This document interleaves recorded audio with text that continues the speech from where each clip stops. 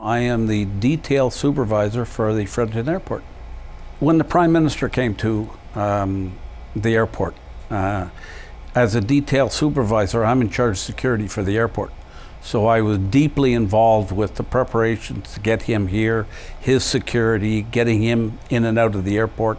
So it kind of makes you feel like you're a little bit important. And I find that the airport allows me to do that. They're very good that way. And they let me run the detail as I see fit. I'm an Army brat. I grew up that way. My father was in the military.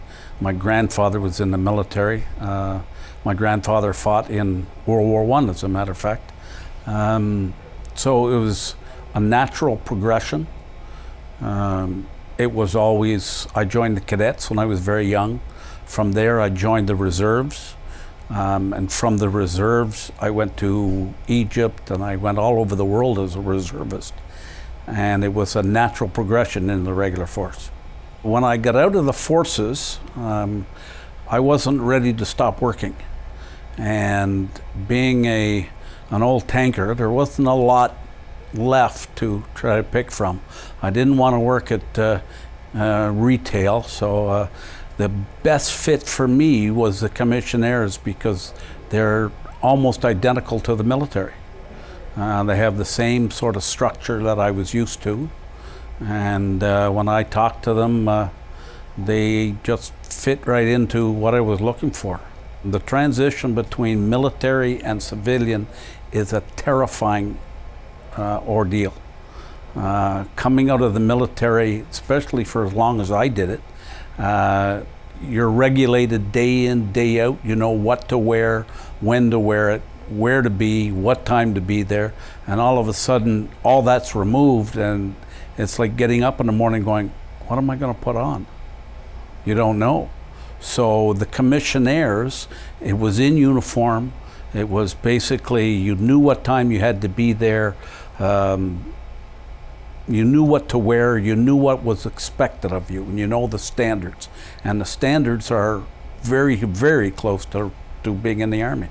So it was a perfect fit for me. And people say when you get out, especially the combat arms, if you stop, you're dead within 5 years. Because your body just shuts down. You're used to so much on the go for your whole life. So you've got to have a reason to get up in the morning, a reason to go out. You can't just say, well, I'm going to retire and do nothing. And I've heard people say that. Well, I'm going to take the summer off, or I'm going to retire and I'm not going to do a thing. That'll last a month. And then they'll be, oh God, I got to do something. I got to get out of the house. And the Corps is, and I tell everybody this, the perfect place for ex-soldiers. I'm very proud of my service.